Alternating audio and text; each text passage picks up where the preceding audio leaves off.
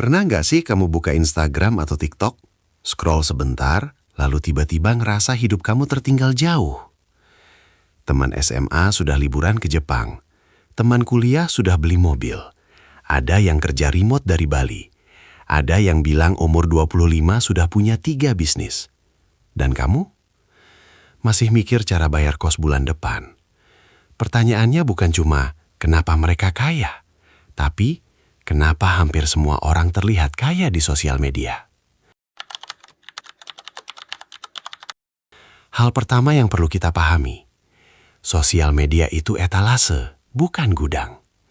Di etalase yang ditaruh adalah yang paling bagus, yang rapi, yang menarik perhatian.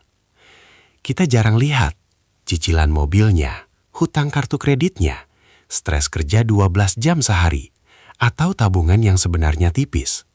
Kita cuma lihat highlight. Masalahnya, otak kita memperlakukan highlight orang lain sebagai realita utuh. Padahal itu cuma 1% dari hidup mereka. Bayangin, kalau hidup kamu juga cuma di post bagian, lagi nongkrong, lagi makan enak, lagi pakai outfit bagus. Orang lain juga bakal mikir kamu hidupnya wah. Di Indonesia, ada fenomena menarik. Flexing pelan-pelan jadi budaya, bukan selalu karena sombong, tapi karena ingin terlihat berhasil, ingin diakui, ingin dianggap naik kelas. Masalahnya, standar sukses di sosial media itu sempit. Harus punya mobil, harus liburan luar negeri, harus kerja di perusahaan besar, harus punya side hustle. Padahal realitanya, banyak yang terlihat kaya sebenarnya, barangnya kredit, liburannya hasil nabung 1 tahun, kerjanya overwork, atau bahkan sekadar sewa buat konten. Tapi algoritma nggak peduli itu asli atau tidak. Yang penting kelihatan menarik. Dan kita jadi membandingkan diri dengan ilusi. Secara psikologis, manusia memang suka membandingkan diri. Namanya social comparison. Dulu kita bandinginnya sama tetangga. Sekarang, kita bandingkan diri sama influencer Jakarta, anak startup, trader kripto, bahkan orang luar negeri. Masalahnya bukan di mereka, masalahnya di frekuensi paparan. Kalau setiap hari kamu lihat 50 orang pamer pencapaian, otak kamu mulai berpikir, semua orang sudah sukses, kecuali aku. Padahal, kamu cuma melihat yang bersuara keras, yang struggle biasanya diam. Ada satu hal yang jarang dibahas. Di era sekarang, terlihat kaya itu bisa jadi strategi. Kenapa? Karena orang lebih percaya orang yang terlihat sukses.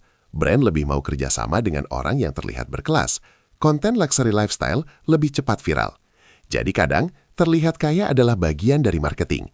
Bukan berarti bohong, tapi memang dikurasi. Sama seperti iklan, gak ada iklan yang nunjukin produk gagal. Sekarang kita tarik ke realita. Faktanya, mayoritas anak muda Indonesia masih di level UMR. Banyak yang masih tinggal dengan orang tua. Banyak yang belum punya rumah. Banyak yang masih nyari stabilitas. Artinya, yang terlihat wah itu sebenarnya minoritas. Tapi karena mereka aktif posting, mereka terasa seperti mayoritas. Ini disebut availability bias, yang sering terlihat terasa paling umum. Padahal belum tentu. Pertama, sadari bahwa sosial media bukan realita penuh. Kedua, berhenti membandingkan proses kamu dengan hasil orang lain. Kamu nggak tahu titik start mereka, privilege mereka, beban mereka, atau risiko yang mereka ambil.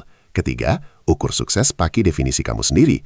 Mungkin buat kamu sukses itu bisa bantu orang tua, bisa hidup tenang, bisa punya waktu luang, bisa kerja tanpa anxiety. Dan itu valid.